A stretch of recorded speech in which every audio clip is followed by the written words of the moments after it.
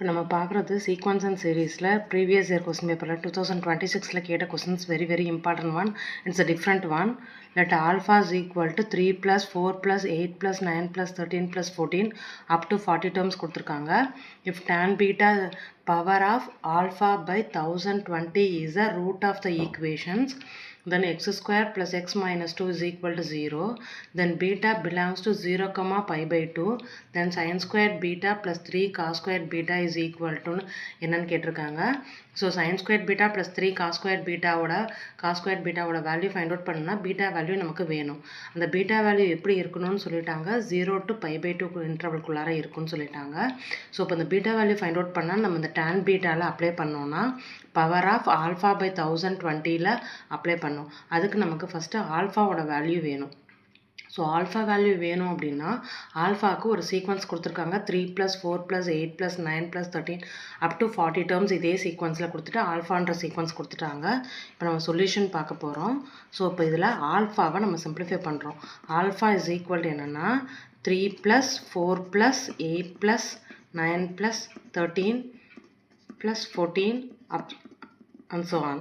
இப்போ இதில் பார்த்தீங்கன்னா நம்ம சீக்வன்ஸு ஏபி ஃபார்மேட்னா அதோட காமன் டிஃப்ரென்ஸ் வந்து ஈக்குவலாக இருக்கணும். இப்போ நம்ம இதை செக் பண்ணி பார்த்தோம்னா 3, 4, 8 + 9. ஸோ இதோட டிஃப்ரென்ஸ் பாருங்கள், 4 - 3 வந்து 1ன்னு கிடைக்குது. ஆனால் 8 - 4 வந்து 4ன்னு கிடைக்குது.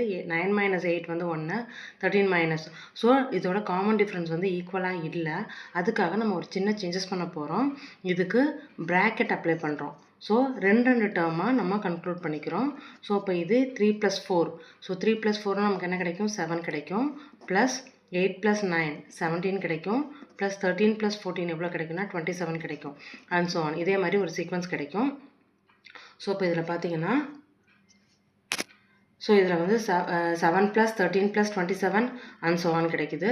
ஸோ இப்போ இதில் சீக்வன்ஸ் டிஃப்ரென்ஸ் செக் பண்ணி பார்த்தோம்னா இதில் சப்ராக்ஷன் என்ன கிடைக்குது, காமன் டிஃப்ரென்ஸ் என்ன கிடைக்குது, 17 - 7. அப்போ என்ன கிடைக்குன்னா 10ன்னு கிடைக்குது. 27 - 17னா 10ன்னு கிடைக்குது. அப்போ காமன் டிஃப்ரென்ஸ் ஈக்குவலாக ஆக்கிட்டோம். எதுக்காகனா இது ரெண்டுத்தையும் ஒன்றா பேர் பண்ணதுனால. இப்போ a is equal to 7, then d is equal to 17 - 7, we get 10. இப்போ ஏவோட வேல்யூ டியோட வேல்யூ ஃபைண்ட் அவுட் பண்ணிட்டோம். இப்போ ஏவும் டியும் ஃபைண்ட் அவுட் பண்ணதுனால இப்போ நம்பர் ஆஃப் பேர்ஸ் என்னவா இருக்கும், நம்ம கொடுத்துருக்கிறதுல அவங்க 40 கொடுத்துட்டு 40 கண்டென்ட் கொடுத்துட்டாங்க. ஸோ 40 டேர்ம்ஸ் கொடுத்துருக்காங்க. இங்கே ஆல்ரெடி கொஸ்டினில் வந்து என்ன கொடுத்துருக்காங்கன்னா 40 டேர்ம்ஸ் கொடுத்துட்டாங்க. நம்ம அந்த 40 டேர்ம்ஸ் என்ன பண்ணிட்டோம், ரெண்டாக கம்பைன் பண்ணிட்டோம். ஸோ ரெண்டாக கம்பைன் பண்ணிட்டா டோட்டல் 40 டேர்ம்ஸில் ரெண்டாக கம்பைன் பண்ணிட்டோம்னா அதில் ஹாஃப் ஆஃப் த டேர்ம் தான் இருக்கும். ஸோ 20 டேர்ம்ஸ் தான் டோட்டலாகவே இருக்குன்னு சொல்கிறாங்க. ஸோ 20 டேர்ம் தான் டோட்டலாகவே இருக்குன்னு சொல்கிறப்ப ஸோ நம்பர் ஆஃப் பேர்ஸ் எத்தனை இருக்குன்னா 20 பேர்ஸ் இருக்குது. So sum of the 20 terms கண்டுபிடிக்க போகிறோம். Sum of 20 terms find out பண்ண போகிறோம். So sum of 20 terms find out பண்ண போகிறோம்னா நமக்கு ஜென்ரல் டேர்ம் தெரியும். Sum of the 20 terms is equal to alpha is equal to n/2 2a plus n-1 into d. So இது வந்து sum of the term ஃபார்ம்லாம் உங்களுக்கு தெரியும் ஆல்ரெடி. ஸோ என்னங்கிறது டோட்டல் டேர்ம்ஸ் எத்தனை 20 டேர்ம்ஸ் கொடுத்துருக்காங்க. ஸோ 20/2 2 இன்ட்டு ஏவோட வேல்யூ உங்களுக்கு என்ன வந்திருக்கு, 7 வந்திருக்கு. Plus n-1. n-1ங்கிறது என்னது 20 - 1. ஸோ அப்போ 19 இன்ட்டு டியோட வேல்யூ நமக்கு என்னன்னு தெரியும், 10ன்னு தெரியும். ஸோ இதை வந்து அப்ளை பண்ணிட்டோம். ஸோ இதை சிம்பிளிஃபை பண்ணோம்னா 10 இன்ட்டு 14 ப்ளஸ் 190. ஸோ இதை சம் பண்ணோம்னா 10 இன்ட்டு 204. ஸோ இதை மல்டிப்ளை பண்ணுறப்ப 2014 கிடைக்குது. இது ஆல்ஃபாவோட வேல்யூ கிடச்சிருச்சு. இது வந்து 10 20/2. ஸோ 20/2ன்றப்ப 20/2வை 2 இன்ட்டு 7 ப்ளஸ் 19/10ன்னு கிடைக்குது. So 10 into 14 plus 190. ஸோ இதை ஆட் பண்ணோன்னா 204. ஸோ இதை 204. அதுக்கப்புறம் ஆல்ஃபாவோட வேல்யூ என்ன கிடச்சிருக்குன்னா 2014 கிடச்சிருச்சு. இப்போ நம்ம ஆல்ஃபாவோட வேல்யூ ஃபைண்ட் அவுட் பண்ணிட்டோம். அடுத்த கொஸ்டின் என்ன கேட்டிருந்தாங்கன்னா tan பீட்டா கேட்டிருக்காங்க. பவர் ஆஃப் ஆல்ஃபா பை 1020ன்னு கொடுத்துருந்தாங்க. ஸோ இதில் நம்ம அப்ளை பண்ணுறோம். tan பீட்டா பவர் ஆஃப் ஆல்ஃபாவோட வேல்யூ 2040 டிவைடட் பை 1020. ஸோ இதை சிம்பிளிஃபை பண்ணுறப்ப உங்களுக்கு என்ன கிடைக்குதுன்னா tan beta power of square கிடைக்குது. ஸோ இதை இண்டிவிஜுவலாக நம்ம என்ன பண்ணோம்னா tan ஸ்கொயர் பீட்டான்னு எழுதிக்கலாம். சரியா?